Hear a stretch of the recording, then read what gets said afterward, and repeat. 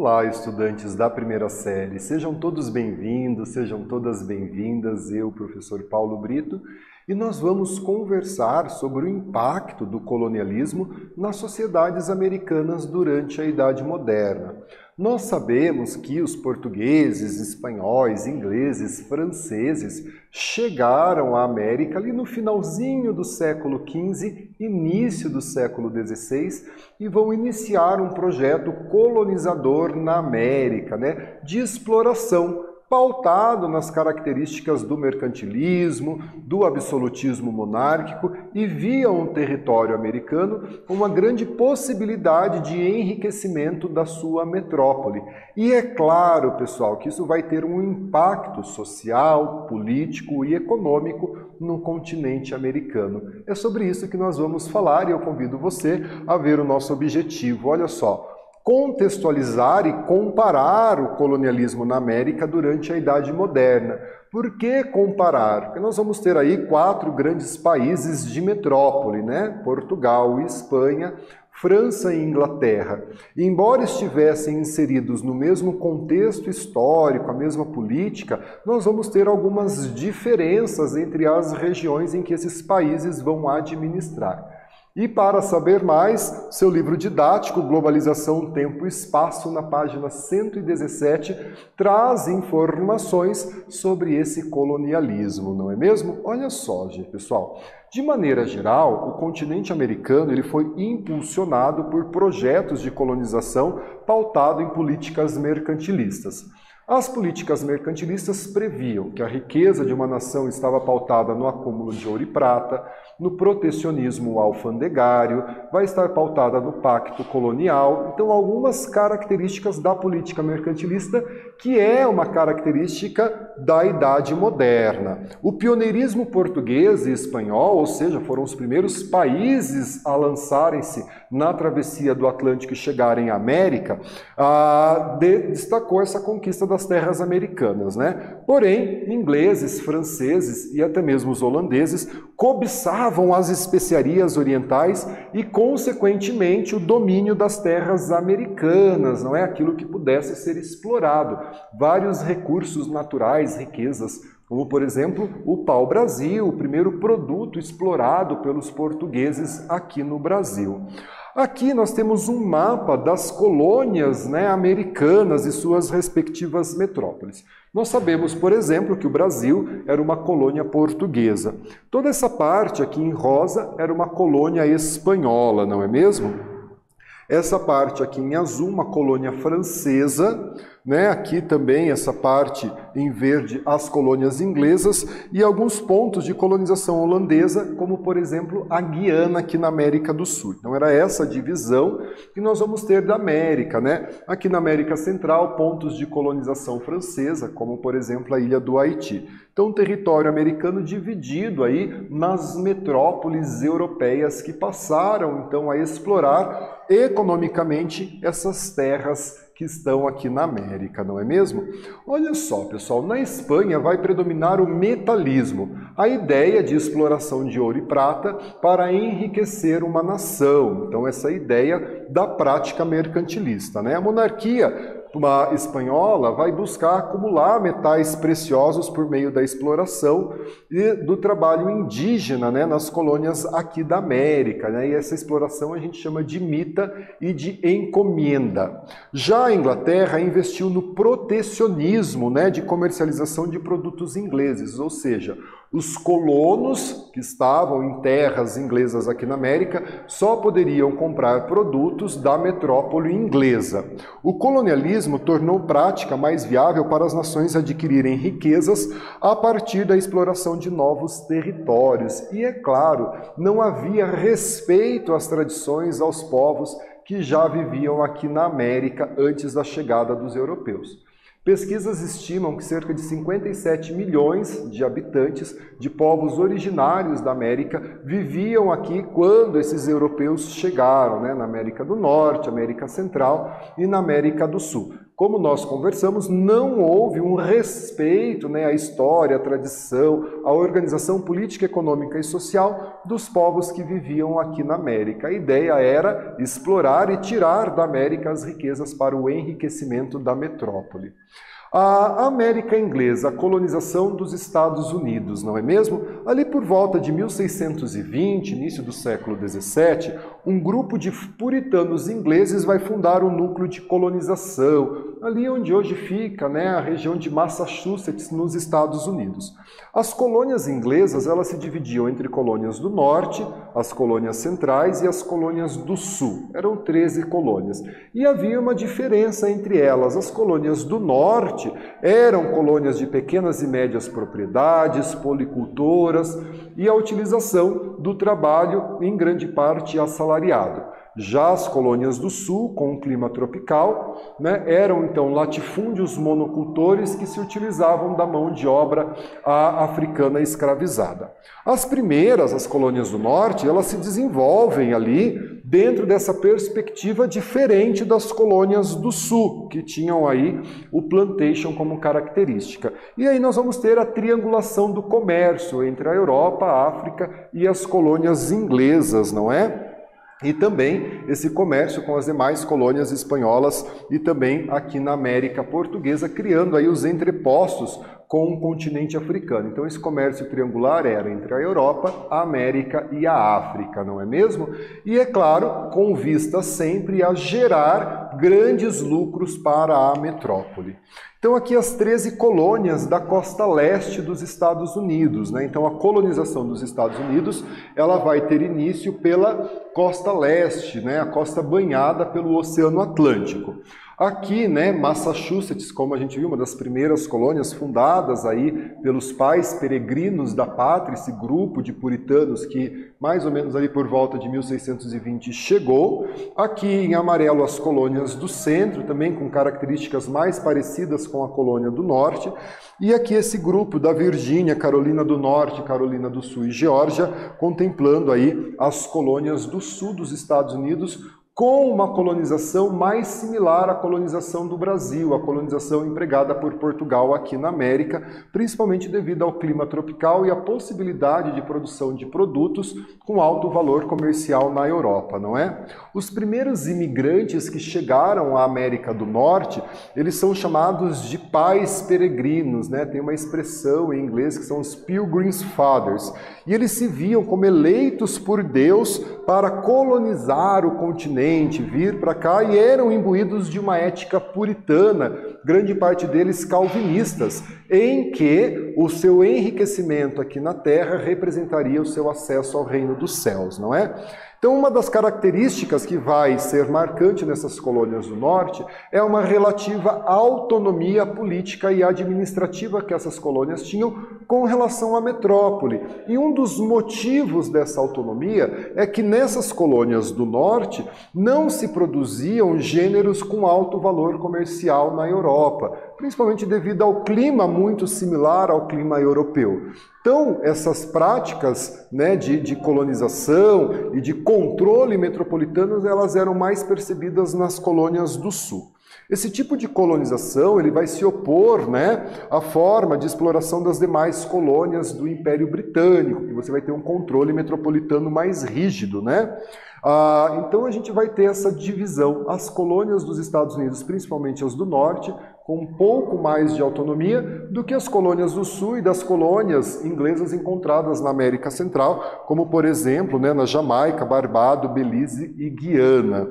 Nesses territórios a colonização se fundamentou no patriarcado e no domínio étnico-racial, ou seja, né, a figura do homem branco que vai então colonizar e vai administrar essas regiões. Aqui a gente tem essa reprodução, né, de uma obra do século XX, o navio Mayflower chegando à costa leste dos Estados Unidos, trazendo os pais peregrinos da pátria, as pessoas responsáveis pela colonização das colônias no norte dos Estados Unidos. E aí a gente tem uma atividade para pensarmos juntos. Sobre a colonização inglesa na América do Norte em relação à colonização portuguesa, podemos apontar algumas diferenças neste processo. Quais são essas diferenças? Responda a sua atividade e a gente já faz a correção.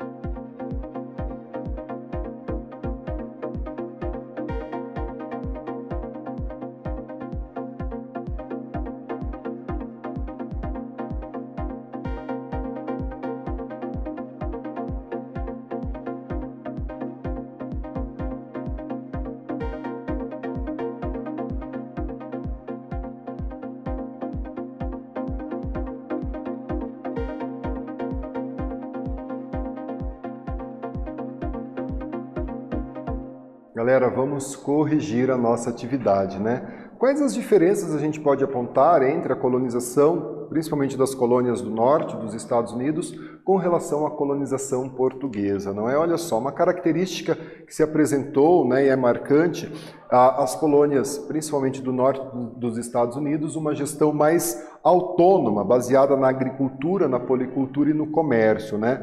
Esse tipo de colonização vai se opor, né, àquelas feitas pela exploração da colônia, como no modelo português, né, que vai investir no latifúndio exportador, nos plantations monocultores exportadores, não é? E olha só, pessoal, com relação à América Espanhola, foi marcada ali por interesses públicos e privados, né? A mineração, sobretudo de ouro e prata, política mercantilista, o metalismo como uma das principais características da colonização espanhola, a exploração de ouro e prata visando o enriquecimento da metrópole, foi a principal atividade econômica de boa parte da América Espanhola. Os espanhóis tiveram mais sucesso no encontro de metais preciosos devido à abundância desses metais em terras americanas administradas pela Espanha, né? A Argentina, por exemplo, o elemento químico prata na tabela periódica, ele tem como símbolo AG, que significa argenta. Então, na região da Argentina, por exemplo, era encontrada muita prata. Concorreu, né, para isso a forte capacidade da mineração de provocar efeitos multiplicadores sobre outros setores da economia, como a agricultura, a manufatura, a pecuária e o comércio. E na América Portuguesa, né? Então, nós falamos da chegada dos portugueses no ano de 1500, a esquadra de Pedro Álvares Cabral chegando ao Brasil em 1500. Vejam, né, que a gente evita, né, não é adequado usar a palavra descobrimento, porque descobrimento a gente se refere a uma coisa nova. E já se sabia da existência das terras americanas, das terras brasileiras, antes da chegada de Cabral. Nós temos aí a chegada de Colombo, a assinatura do Tratado de Tordesilhas, Bula Inter Coetera. Então não é um descobrimento, né? Porque não era novo para Portugal a existência das terras aqui do Brasil. Então é a chegada dos portugueses aqui, não é mesmo? Então nós vamos trocar esse termo descobrimento do Brasil por chegada dos portugueses à América no ano de 1500, né? E aqui essa representação, essa obra do Oscar Pereira da Silva, né? E no final do século XIX, marcando aí a chegada dos portugueses aqui, né? A população de nativos do nosso território, os nossos indígenas, e a chegada, né, das caravelas aqui, chegando ao território brasileiro, né, chegando ao Brasil. E com isso, pessoal, nós temos um período chamado de pré-colônia.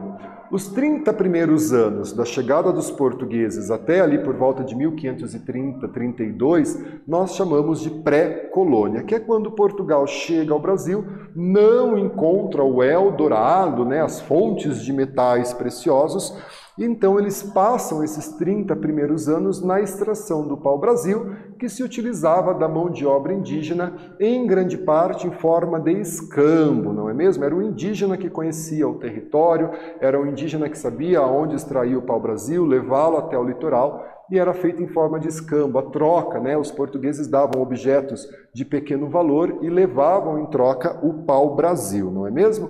A partir ali de 1530, devido, né, às invasões estrangeiras, à necessidade de colonização do território e exploração da colônia, Portugal então vai iniciar o nosso processo de colonização.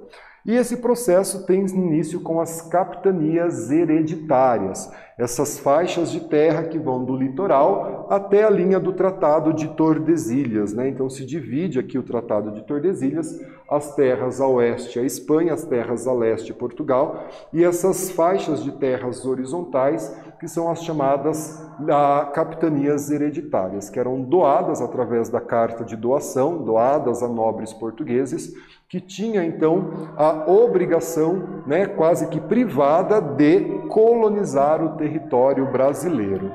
E aí nós vamos ter, então, a organização de uma sociedade colonial, com a chegada dos portugueses, posteriormente com a introdução da escravidão africana, não é mesmo? Então nós vamos ter essa estrutura da sociedade colonial brasileira. Se na América Espanhola nós vamos ter os chapetones e os crioulos, né? Chapetones eram espanhóis que viviam na América, os crioulos eram descendentes de espanhóis nascidos na América. Nos portugueses, a gente vai ter aqui na América Portuguesa a expressão senhor do engenho, com a introdução da cana-de-açúcar, para designar o dono do engenho, proprietário de terras, dinheiro, prestígio, dono de pessoas escravizadas. E o ciclo canavieiro, né, foi mais intenso no Nordeste, no Brasil, e a sociedade era hierarquizada. Poucas pessoas eram detentoras de riqueza, enquanto a maioria da população era composta por pessoas pobres ou africanos escravizados, não é mesmo? E aqui essa representação, né, ali de 1821, dessa sociedade colonial brasileira, patriarcal, né, hierarquizada. Vejam aqui a figura do homem branco à frente da comitiva, né? Muito provavelmente a sua esposa, os seus filhos, a dama de companhia, e vejam que aqui atrás, inclusive descalços, né, africanos escravizados, já por um processo de aculturação, não é mesmo? Com vestes portuguesas. Chama atenção a negra africana escravizada segurando uma criança branca, muito provavelmente, né, uma ama de leite, né, uma vez que a amamentação não era visto, né, como algo positivo pelas mulheres brancas e elas designavam a amamentação dos seus filhos às mulheres negras. Então a gente tem, né, toda essa estrutura da organização da sociedade colonial brasileira representada aqui nessa fonte histórica imagética. E olha só, pessoal, aqui a gente tem uma atividade para a gente fazer, né? Vamos observar o mapa, né? Então nós temos aqui as capitanias hereditárias, é um mapa das capitanias hereditárias, 1534, e a pergunta, né? A capitania mais setentrional, vamos aí utilizar os nossos conhecimentos de geografia, ou seja, mais ao norte, a capitania mais meridional, ou seja, mais ao sul, e a capitania em cuja o território está situado parte do estado do Paraná. Responda a atividade, a gente já faz a correção juntos.